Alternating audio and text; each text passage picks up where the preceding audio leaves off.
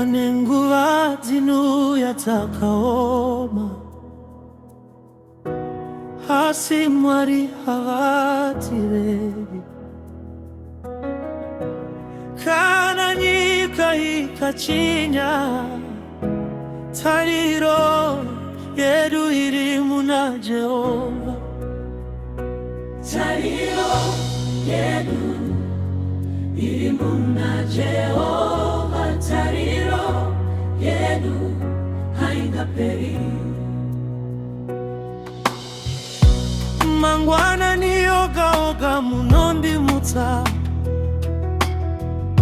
nenyasha dzenyu zishingape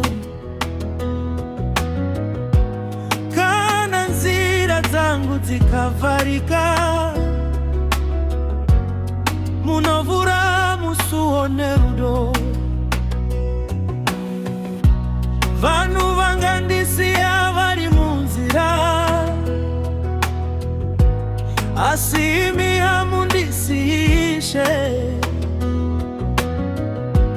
makavimbisa kuva nesu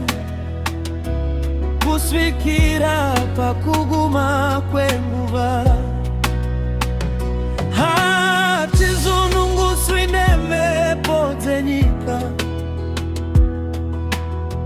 hatitiswi nematambudziko muri dombo ratinomira imi ndimi tariro yedu tariro iri muna Jesu mweya wedu unorumbidza munotitungamirira nerudo hamumbotisi Ishe wedu tariro yedu haingaperi rudo rwenyu runogara tinovimba nemi nguva dzose Jehova muri chiedza chedu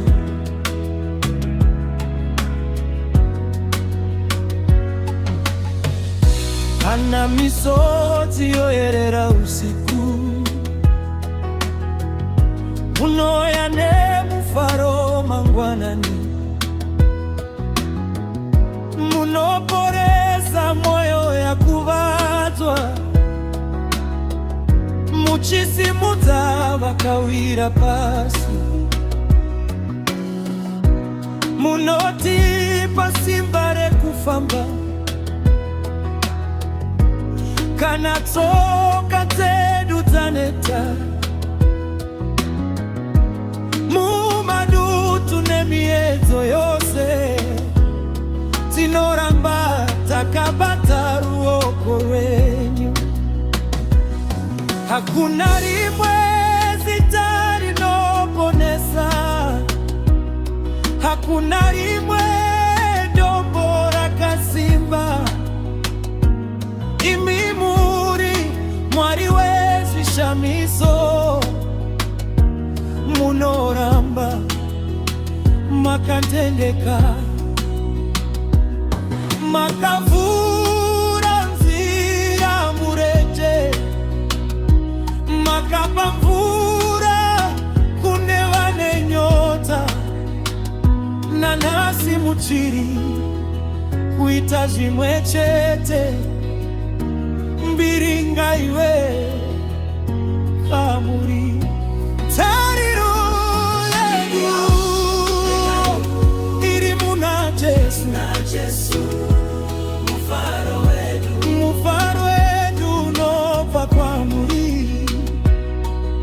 nyasha dzenyu hadziperi tinokurumbidza Ishe tariro yedu tichaimba nguva zvino nekusinaperi muri baba vane rudo mbiri yose ndenyu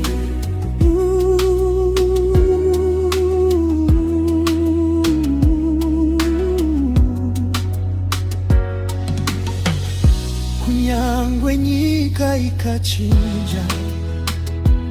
Tariro yenu iri muna Jehova, kunyangwe nguva zikaona